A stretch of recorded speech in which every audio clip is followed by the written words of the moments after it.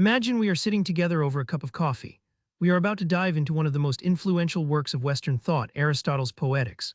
Over the next hour, we will travel from ancient Athens to modern cinema. We will explore how a philosopher's reflections on drama still shape the stories we love, the emotions we feel, and the truths we seek.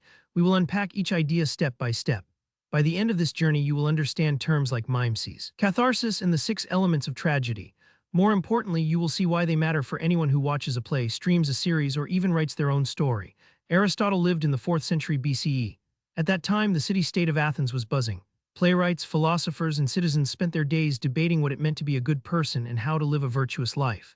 Aristotle sat in the Lyceum. Listening to the chorus of voices around him, he asked a simple but deep question. What makes a story move us? His answer is found in the Poetics. This text has survived for more than 2,000 years. It is still taught in literature classes, film schools, and philosophy departments today. Aristotle did not just talk about what he liked. He treated drama as a form of knowledge. To him, drama was a way of seeing the world through a structured imitation of human action. Let us start with the cornerstone of his theory, mimesis. In Greek, this word literally means imitation or representation. However, Aristotle meant something much deeper than just copying a photograph. He believed mimesis is a natural human instinct. From the time we are children, we imitate gestures, language, and behavior. We learn by watching others. In art, this instinct becomes a tool. An artist does not just copy life. Instead, they select specific actions, emotions, and situations. They rearrange them to reveal something deeper than what we see on the surface. Think of a sculptor working with marble. The sculptor is not trying to reproduce a specific piece of stone. Instead, they are trying to capture the essence of courage. In the same way, a playwright does not just tell a historical story. They stage a conflict to expose the patterns of human choice, chance, and consequence. Mimesis is like a bridge. It connects our lived experience to a deeper, abstract understanding. So what did Aristotle consider the highest form of this art? Tragedy. He defined tragedy as an imitation of an action that is serious, complete, and of a certain magnitude. He said it should be written in artistic language and presented as an action rather than a narration. Finally, he said it should use pity and fear to create a proper purging of these emotions. Let us break that down into simple terms. First, the focus is on action. This means a sequence of events unfolding before us, not just someone retelling old facts. Second, the action must be serious. A petty fight over a lost spoon would not be a tragedy because it does not engage our moral sense. Third, the story must be complete. It needs a beginning, a middle, and an end. It must be a whole story that can stand on its own. Fourth, the language must be crafted with care. The writer uses rhythm and metaphors to lift the story above ordinary speech. Finally, the goal is emotional. The story should make us feel pity for the suffering hero and fear for ourselves. This leads to a cathartic release, which is like an emotional cleansing. Why did Aristotle care so much about tragedy? He believed that through these stories, we encounter universal truths about life. In a tragedy, the hero's downfall is not random. It follows a logical chain of cause and effect. This mirrors the rational order of the universe. When we watch Oedipus unknowingly fulfill a prophecy, we are not just entertained. We are confronting the tension between free will and destiny. We see the limits of human knowledge and the consequences of hubris or extreme pride. These are not just plot points. They are philosophical prompts that ask us to reflect on our own choices. To understand how tragedy works, we have to look at the 6 elements Aristotle listed. These are plot, character, thought, diction, melody, and spectacle. He ranked them by importance, and he put plot or mythos at the very top. Plot is the soul of the drama. It is the way incidents are arranged in a logical sequence. A great plot has unity of action. This means every single event contributes to one main narrative arc. A good plot also has 2 critical turning points. The first is peripeteia, which is a sudden reversal of fortune. The second is anagnorisis, which is the moment of recognition. When these 2 moments happen together, the audience feels a sudden shift in perspective. This makes the emotional impact much stronger. Take the classic example of Oedipus Rex by Sophocles. The plot begins with a plague hitting the city of Thebes. This prompts Oedipus to search for the cause. His investigation leads him to discover his own hidden lineage. This is a massive reversal. This is the moment that turns a man from a savior into a sinner. It is the sudden, sharp realization that he has actually fulfilled the very prophecy he spent his whole life trying to avoid. This kind of tightly woven story makes every revelation feel like it was always meant to happen, yet it still manages to surprise us. This is exactly how the perfect conditions for a deep emotional release are created. Next, we have the characters. Think of them as the engines that drive the plot forward. Aristotle believed that characters must be probable and consistent. In simple terms, they should act in ways that make sense based on who they are. However, they must also be able to change when the story demands it. The tragic hero is usually someone of high status. When they fall, it makes the audience feel both admiration and deep sorrow. Their downfall is caused by something called hamartia, which is often called a tragic flaw, but this is not always a moral failure. Sometimes it is just a simple mistake in judgment or a piece of missing information. This small detail is important because it stops the play from feeling like a lecture on right and wrong and instead makes us feel empathy for the character. Then there is thought or dianoia. This refers to the big themes and philosophical arguments shared through the dialogue. Take the play Antigone as an example. It shows a clash between divine law and the laws of the city. This raises big questions about obedience, conscience, and justice. Through the speeches of the characters, the audience engages with these ideas using their minds, not just their hearts. Diction, or the choice of words, is what shapes how clearly these ideas are delivered. Aristotle argued that language should fit the character and the situation. It should not be overly fancy, but it should still have a poetic beauty. Melody, known as melos, might seem strange to us today since we usually read books in silence. But in ancient Greek theater, music, choral songs, and rhythmic beats were a huge part of the experience. The music set the mood and highlighted the most important moments, helping the audience feel the emotional journey. It is just like a modern movie score that swells during a big reveal. That is the modern version of Aristotle's melody. Spectacle is the visual side of things, like the set design, costumes, and special effects. Aristotle ranked this last because it appeals to our senses rather than our intellect. Still, he knew it was a helpful tool. A powerful visual can make the emotional stakes feel higher, but it should never take over the plot. In Hamlet, the famous play within a play uses staging to reveal the truth. This shows how visuals can serve the story instead of distracting from it. Imagine watching a heartbreaking scene where a character you love dies unfairly. Your heart tightens and you feel a wave of grief and dread. As the story wraps up, perhaps with a moment of redemption or a clear lesson, you feel a sense of closure. That closure is catharsis. It does not make the pain of loss disappear, but it puts it in a new frame. This allows you to process the experience without being overwhelmed. In therapy, this is why people use guided storytelling or drama therapy. They reenact painful memories in a controlled space to find emotional relief. Aristotle claimed that art reveals universal truths, and this is what ties everything together. He saw a big difference between poetry and history. History records specific events that happen to specific people. Poetry, however, deals with what could happen under general circumstances. By stepping away from the specific details, a writer can shine a light on timeless parts of human nature, such as our capacity for love, ambition, mistakes, and redemption. This makes drama a kind of philosophical laboratory where ideas are tested through imagined actions. This ancient framework still echoes across different cultures and eras.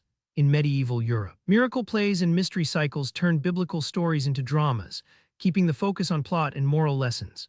In Japan's No theater uses minimalism, slow movements, and symbolic masks. Even so, it still follows a structured progression of action and emotion, showing a similar belief in the power of representation. Indian Sanskrit drama, described by the poet-critic Bharata in the Natya Shastra, also uses a similar system of plot, character, and music. This suggests that the urge to categorize dramatic art is something humans do all over the world. Fast forward to the 20th century, where playwrights like Henrik Ibsen and Anton Chekhov changed the face of tragedy for modern audiences. Ibsen's play A Doll's House removes the grand, mythic scale of traditional tragedy and zooms in on a simple domestic conflict. Yet it still follows the classic structure. A turning point when Nora walks out, and a moment of self-realization that makes the audience question the rules of society. Chekhov's plays might seem light on plot, but they make up for it with deep character studies and rich themes. They show that the ingredients of great drama can be rearranged as long as the goal remains the same: to uncover a truth about life. Cinema, the newest form of dramatic art, brings Aristotle's ideas to life on the big screen. Take the classic film Casablanca. The story centers on a love triangle during wartime, with a clear turning point when Rick gives up his own happiness for a greater cause. The characters Rick, Ilsa, and Victor are fully fleshed out, each with their own desires that push the story forward. The dialogue digs into themes like loyalty, exile, and tough choices, while the famous score heightens the emotional weight. Even the way the final airport scene is shot supports the story's climax, reinforcing the unity Aristotle valued. The audience feels a deep release of emotion, experiencing both sorrow for Rick's sacrifice and fear for what lies ahead, leaving them thinking long after the credits roll. Modern television also plays with the rules of tragedy while staying true to its core. In Breaking Bad, Walter White's journey from a mild-mannered teacher to a ruthless drug lord follows a carefully constructed chain of cause and effect. His cancer diagnosis sets off a chain of events, leading to a moment where he finally sees the monster he has become. The show's rich characters, deep discussions on right and wrong, sharp dialogue, haunting music, and striking visuals all come together to create a powerful emotional experience. Viewers are left wrestling with their own feelings, gaining a deeper understanding of ambition, desperation, and the cost of one's choices. Even video games now use these timeless storytelling techniques. The Last of Us Part Roman 2 tells two intertwined stories, giving players some control within a carefully designed plot. The game's creators build in turning points and moments of realization through the choices players make. The music, voice acting, and detailed environments create a full sensory experience. While players can influence some outcomes, the underlying story still follows a clear cause and effect structure, proving that Aristotle's ideas still hold weight in today's interactive media. Some critics argue that Aristotle's model is too rigid, too focused on Western ideas of heroism and straight-line storytelling. They point out that many oral traditions, African folktales, and indigenous performances emphasize community, cyclical time, and shared identity over individual tragedy. But even these stories often include familiar elements, a central conflict, characters that represent cultural ideals, moral lessons, rhythmic language, and a sense of performance. By looking at these parts through a broader lens, we can see how Aristotle's categories act more like a toolkit than a strict set of rules. Another common criticism is the idea of universal truth. Some modern thinkers say truth is shaped by society and power, so no single artistic tradition can claim to hold it. Aristotle might respond that while the details of a story are tied to its culture, the underlying structure, how cause leads to effect, the emotional pull of pity and fear, the moral struggles between pride and humility, can speak to people across different times and places. In other words, the form of the drama can share truths that apply everywhere, even if the specific content changes. Now think about a personal story you might tell, maybe a tough break at work, the end of a relationship, or a time when someone surprised you with kindness. When you shape that experience into a story with a clear start, a turning point, and an ending, you are doing the same thing as the great dramatists. You pick out the important details, arrange them in order, maybe add some reflection, choose vivid words, and perhaps even imagine a soundtrack or pictures in your mind. By doing this, you not only make sense of the event for yourself, but also invite others to feel a kind of emotional release. In Aristotle's terms, you are using art to uncover a universal insight, that hardship can lead to growth, that choices have weight, and that people are capable of remarkable resilience. Imagine standing at the edge of a dark forest. You feel lost. But stepping inside teaches you how to navigate. This is exactly what happens when we connect ancient storytelling to modern psychology. Viktor Frankl spent his life studying how people survive deep suffering. He believed meaning appears when we face pain, love others, and take responsibility. His approach arrived thousands of years after Aristotle wrote about tragedy, yet both men shared a quiet truth. Confronting hard times can open our eyes to deeper wisdom. Think of a tragic play as a safe rehearsal room for real life. We step onto the stage of someone else's struggle, we see our own limits clearly, then we choose to stand tall anyway. That emotional release matches what Frankl called a spiritual awakening. It happens the moment we stop fighting unavoidable hurt and accept it. Teachers already know this secret works. They bring these old ideas into bright classrooms every day, instead of just reading a textbook. Students might rewrite an ancient myth for today. They practice copying real life to understand it better. They map out how one event leads to another. They build characters who feel alive. They find themes that matter now. When they share their work, something beautiful happens. The room fills with honest talk. Students wrestle with tough moral choices together. They feel the weight of those choices, then they find common ground. That shared relief mirrors the exact emotional journey Aristotle described centuries ago. Healing professionals use the same path. Drama therapists invite people to step into different roles. They improvise scenes in a protected space. Clients finally get to pull their hidden struggles out into the light. They experience sudden shifts in perspective. They recognize patterns they missed before. This process follows the exact shape of a classic tragedy. Studies back this up. People who join these guided storytelling sessions report feeling less anxious.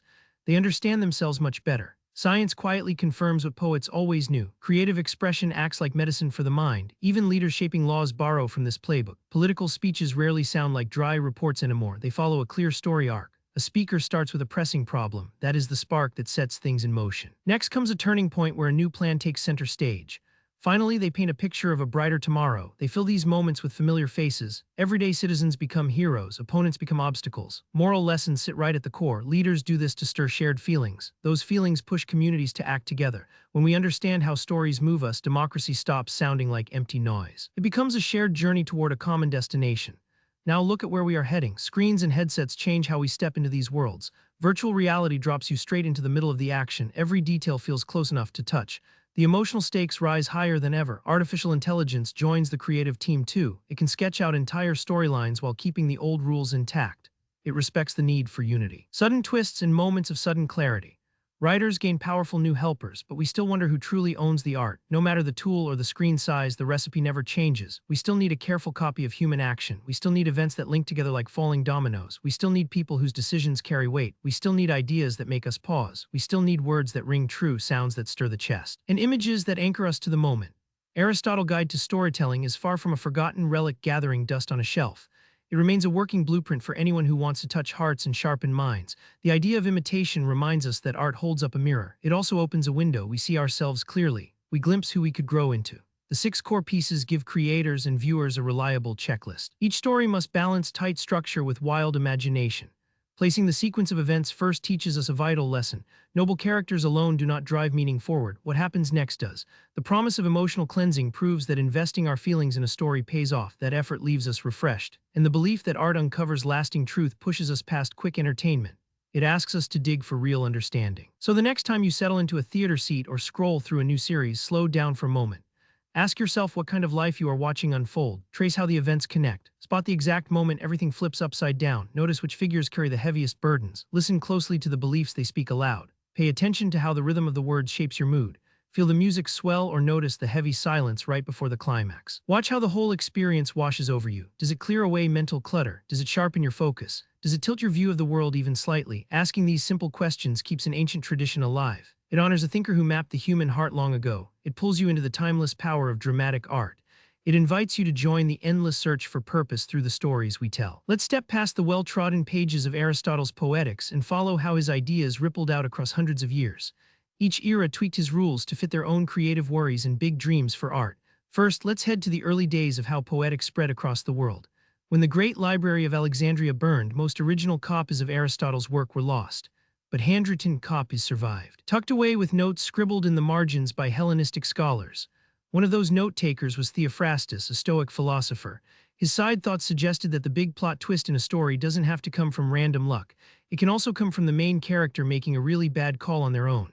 These margin notes traveled west when Greek scholars fled after Constantinople fell in 1453. But before that, they found a warm welcome in the busy intellectual salons of Baghdad during the Abbasid Golden Age. There, a Persian scholar named Farabi, who lived roughly between 872 and 950, translated Poetics into Arabic. He had the support of Caliph al-Mansur to do this work. Farabi didn't just copy the text word for word. He lined up Aristotle's 6 core rules for storytelling with the Quranic concept of letter 1e25 ikmah, which means wisdom. He argued that tragic, serious stories can act as a moral compass. That works when the story's imitation of human frailty is paired with messages of divine guidance. This mix of ideas laid the foundation for later Islamic stage writing. Playwrights like Ibn al-Qayyim wove Aristotelian story structure into religious a letter 2 bfli macron q, which are commentary plays. This cross-cultural back and forth proves one key thing. Aristotle's storytelling model was never a rigid set of rules. It was a flexible framework that could be adjusted to fit religious goals, political plans, and artistic tastes that had nothing to do with the ancient Greek city-state of Athens. Next, let's jump to medieval Europe. Back then, Poetics was taught in Latin classes as part of the basic liberal arts curriculum called the Trivium, but people cared more about its logical rules than its tips for writing drama. Thomas Aquinas, the famous theologian, referenced Aristotle's idea of catharsis when he was forming the doctrine of purgatory. He said just like a tragic story purges the soul of overwhelming emotions, religious sacraments cleanse believers of their sins. Another thinker, William of Ockham, used his famous principle of parsimony, better known as Ockham's razor, to push back on Aristotle's 6 required story elements. He argued that a well-written fabula or story can deliver the same moral lesson without strictly following every one of Aristotle's prescribed rules. These debates among scholars had a cool, unexpected result: the rise of the morality play in the 14th century. Works like Everman stick to Aristotle's rule of having one unified plot, but instead of noble hero characters, they use symbolic figures that represent virtues and vices. The audience's emotional journey, fear of dying, hope for being saved, matches the cathartic release Aristotle talked about. It's just framed inside Christian beliefs about the end of the world and salvation. So even when Poetics was viewed through a strict religious lens, its core focus on coherent plots and emotional purification stuck around. Then came the Renaissance, a time when everyone got excited about ancient Greek and Roman culture again. Scholars like Pietro Bembo and Johannes Kepler picked up Aristotle's work with fresh perspectives. Bembo's 1525 book Prose della Vulgar Lingua treated Poetics like a guide for writing beautiful language. He stressed that the words you choose, called lexis, and the rhythm of your lines, called rhythmus, need to work together smoothly to make the audience feel strong emotions or pathos. Kepler is best known as an astronomer, but he actually wrote letters to playwrights about what he called the math of plot. He compared how planets move in predictable, inevitable orbits to how tragic events unfold in a story step by step, with no way out for the main character.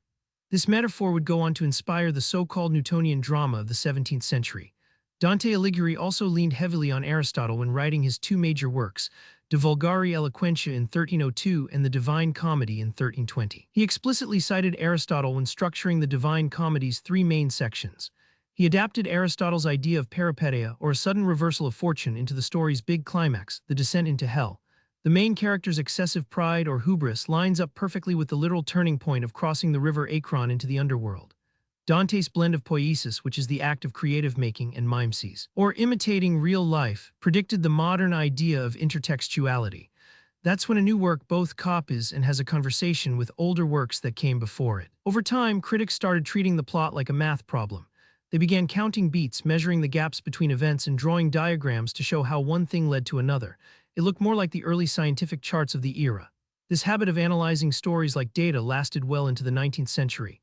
It influenced thinkers like Georg Lukács. He used a Marxist lens to view tragedy not as a personal story, but as a reflection of the clash between different social classes. For him, catharsis was not about an individual feeling better. Instead, it was about a whole group of people becoming aware of their shared class struggle. Then came the Romantic Rebellion. Figures like Johann Wolfgang von Goethe and Victor Hugo decided to fight back against the strict rules of Aristotle. They felt these rules were too tight. In his work Faust, Goethe intentionally broke the traditional plot. He mixed in poetic pauses, deep philosophical debates, and random adventures.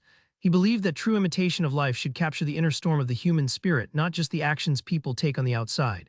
Victor Hugo took this even further. In his preface to Hernani, he famously claimed that the heart must dominate the mind. To him, raw emotion was far more important than a perfectly structured story. Even though the Romantics tore down the old rules, they still believed that art should reveal universal truths. Hugo spoke about the spectacle of suffering. This is very similar to Aristotle's idea of catharsis, but Hugo saw it as a way to wake up society rather than a private therapy session. This tension, where artists respected the old framework but wanted to break free from it, paved the way for the modern era. In the early 20th century, a massive shift happened. Psychology, sociology, and politics began to change how we look at stories.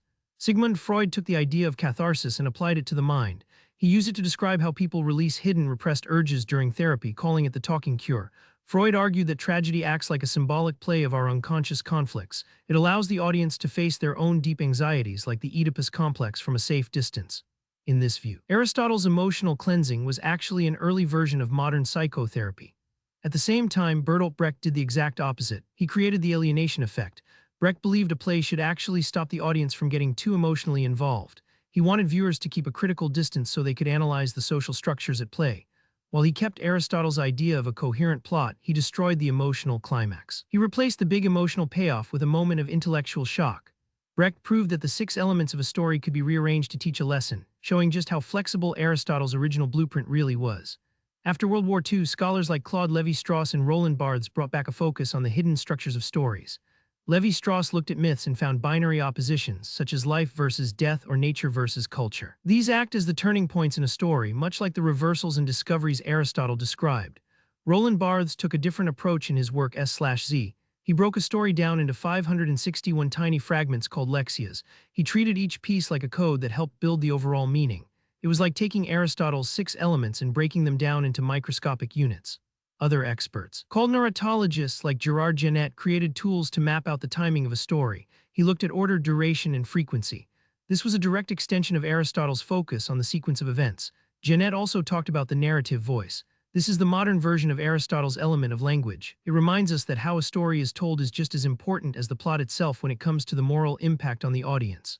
Today, cognitive science and neuroscience are starting to prove what Aristotle guessed thousands of years ago. Using MRI scans, scientists can see that watching a tragic scene activates the mirror neuron system in the brain. This is why we feel the pain of the characters as if it were our own. At the same time, the ventromedial prefrontal cortex lights up during the resolution of a story. This matches the feeling of cathartic release. A researcher named James L.G.R. calls this emotional amortization. It is the idea that seeing conflict over and over again reduces the intensity of the emotion, which mirrors Aristotle's claim that tragedy purges excessive feelings. These discoveries show that catharsis is not just a fancy literary term. It is a real process in the brain.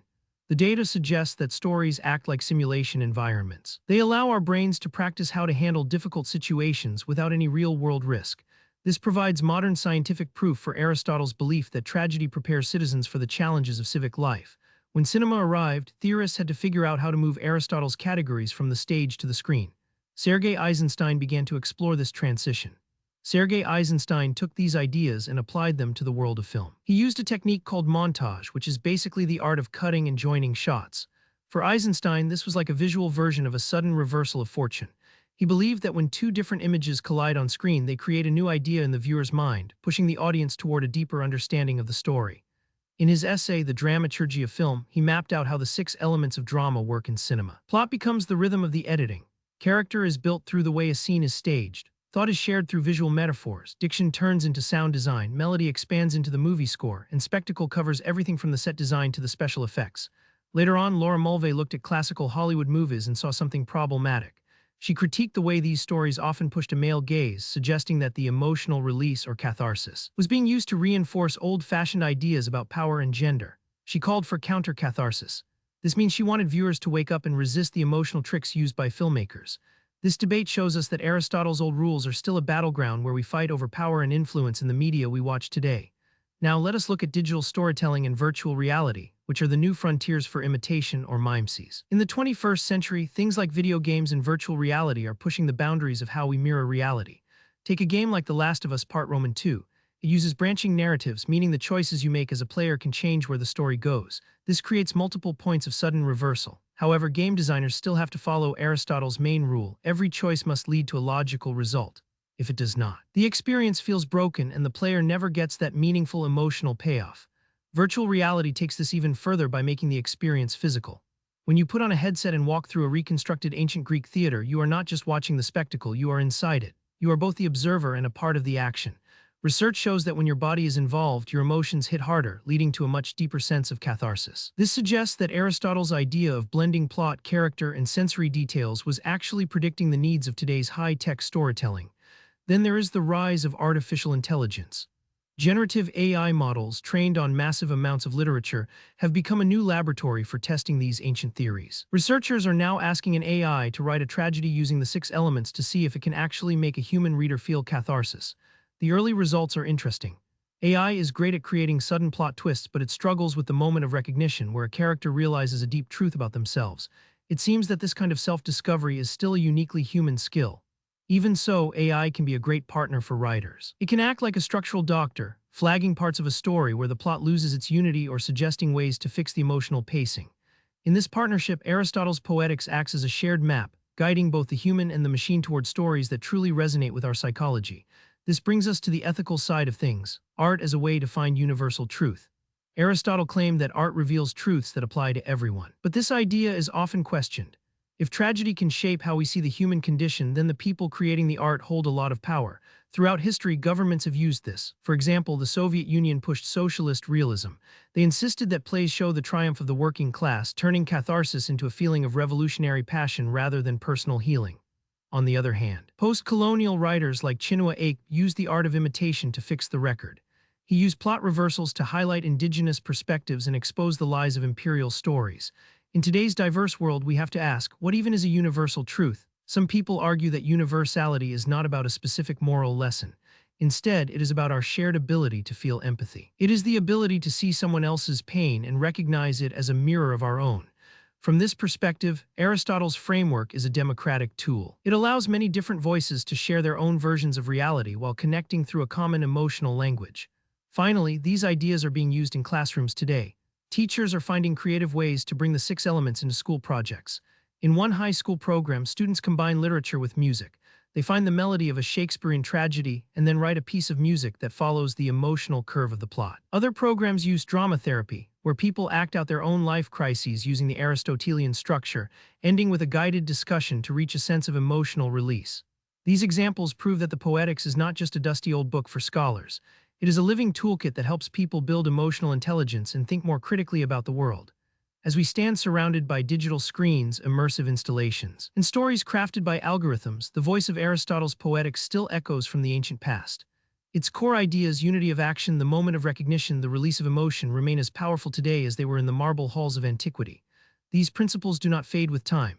Instead, they reappear in every era, reshaped but unbroken, whether in a medieval play, a grand opera, a modern epic, or a virtual reality experience. Each new telling adds another verse to an endless conversation about how we understand ourselves through stories.